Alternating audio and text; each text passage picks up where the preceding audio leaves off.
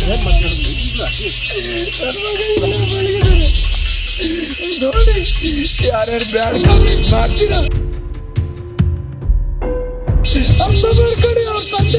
बाप अपने बेटे की कब्र पर बेसुध होकर रो रहा है। जो बेटा आगे चलकर अपने बाप का सहारा बनता, वो अब इस दुनिया को अलविदा कह चुका है।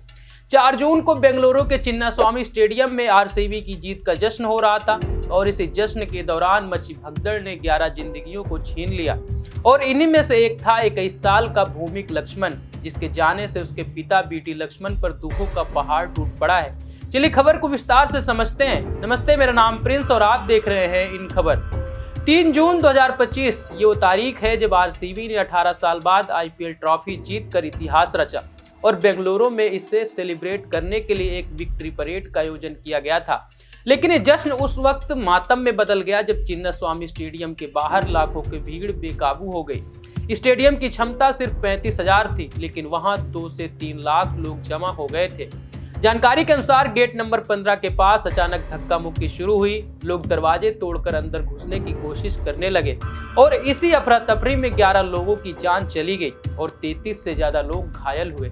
लेकिन इन 11 लोगों में से एक थे 21 साल के भूमिक, जिनके पिता बीटी लक्ष्मण का एक वीडियो सामने आया है जो हर किसी का दिल तोड़ रहा है। इस वीडियो में बीटी लक्ष्मण अपने बेटे की कब्र पर लेटकर फूट फूट कर रो रहे हैं। वो कहते हैं, अब मैं कहीं और नहीं जाना चाहता, मैं भी यहीं अपने बेटे के पास रहना चाहता हूँ। वो आगे कहते हैं कि मैंने अपने बेटे के लिए जमीन खरीदी थी, अब उसी जमीन पर उसका स्मारक बनाया है।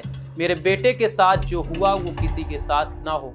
ये शब्द सुनकर किसी का भी कलेजा फट जाएगा। लोग उन्हें सांत्वना देने की कोशिश करते हैं, लेकिन एक पिता का दर्द कोई कम नहीं कर सकता। इस घटना ने पूरे देश में आक्रोश फैला दिया था। कर्नाटक बीजेपी ने मुख्यमंत्री सिद्धरामैया और उप मुख्यमंत्री डीके शिवकुमार पर गंभीर आरोप लगाए। उन्होंने कहा कि सिद्धरामैया और शिवकुमार ने राजनीतिक लाभ के लिए भीड़ प्रबंधन की बुनियादी व्यवस्थाओं को नजरअंदाज किया।